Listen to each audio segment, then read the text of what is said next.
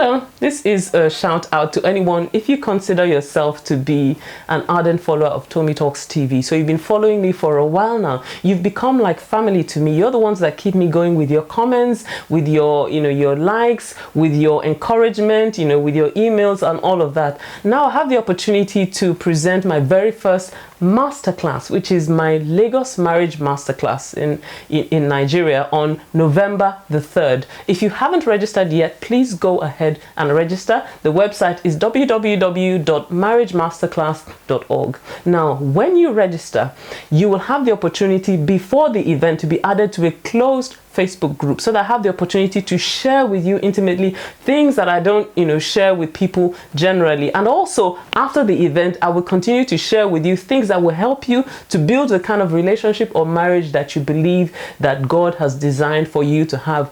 Also, I should mention that when you register, when you get to the event, you will get one or two, depending on what package you register for, of my books, a signed copy or two signed copies of my books. So if you register for the single session, you will get a signed copy of Get Real, The Myths and Realities of Finding and Keeping Love, which is 276 pages, packed with information that will help you build your relationships.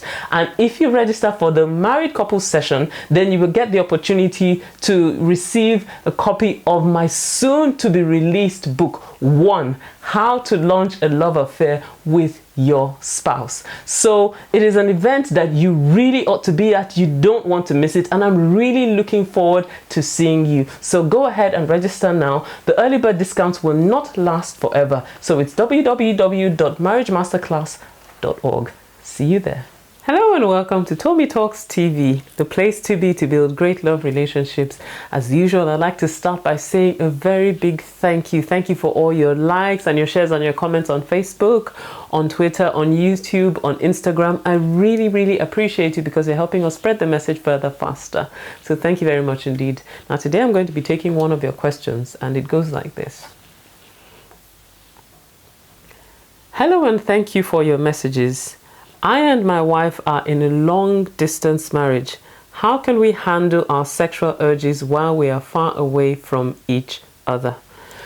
Now, this is an excellent question to ask. I do get a lot of questions from people who are in long-distance relationships and long-distance marriages as well. So, it's an excellent question to ask. Now, first of all, I have to say that I do not encourage long-distance marriage as a long-term strategy. So I do understand that sometimes from time to time, for certain reasons, you might have to be apart as a couple. My husband and myself have gone through that as well. So when we were courting, we courted for 7 years, but for 6 years we were apart. And then after we were married as well, for the first 11 years we were together, but for about 2 years we were apart before we came together again. So I understand where you're coming from. However, I do need to emphasize that as a long-term strategy, being apart as a couple is not ideal, because intimacy is built on shared experiences, and being together, being around each other. The longer you spend together, the more you get to know each other. And particularly at the early stages of marriage, it can be particularly difficult. So if you've been married for a while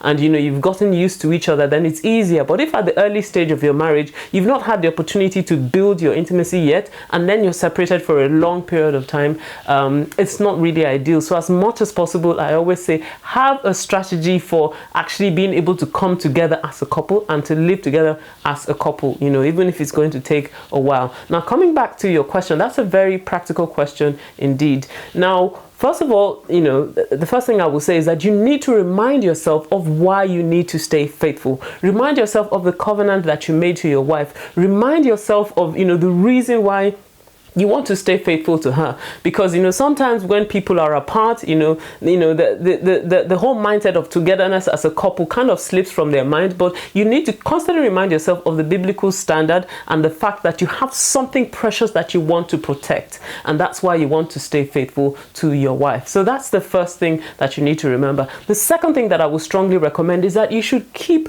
away as much as possible from anything that will be a source of temptation for you, anything that will make you vulnerable. accountable. So I always say, look, stay away from places where you be tempted, stay away from things that will be a temptation. So sometimes, the mistake that people make is they're apart and then they get involved with pornography and stuff like that. And that just fuels the fire and makes things worse. So stay away from anything that will make you vulnerable. And that also has to do with the relationships with the opposite sex. Any relationship that is sort of is trying to step in and be like a surrogate relationship for your marriage is something that you should avoid. Sometimes when people are apart and maybe they're working closely with people at work, someone of the opposite sex, then suddenly they begin to develop intimacy with that person. That is something you really need to watch out for and make sure you avoid at all costs. So if you're developing close relationships, it should be with people of the same sex, not people of the opposite sex. So don't share your thoughts and your feelings with someone else who could be a temptation.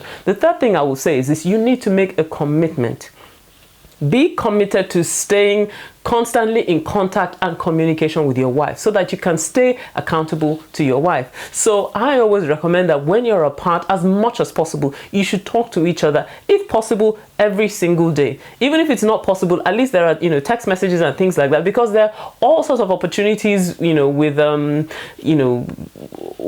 technology these days for you to keep in touch. So as much as possible, stay in touch with your wife, because the longer you stay in touch, and the more you have the opportunity to talk through everything that has happened in your day and all that you discuss, that keeps you closer together. It keeps you growing together. It keeps you strong together as a couple and constantly reminds you of your commitment to each other. So be committed to staying in touch as much as possible. And then the last thing that I will say is that you should surround yourself with friends, surround yourself with people who will encourage you to stay accountable to your wife. So don't stay, don't develop friendships with people who don't think it's important to stay faithful to your marriage, because then they could draw you in the wrong direction. But develop friendships with people who have the same kind of value for marriage and who will encourage you to stay accountable and remind you constantly of your marriage. Then let me add to that, that you should pray and trust God for the grace and the strength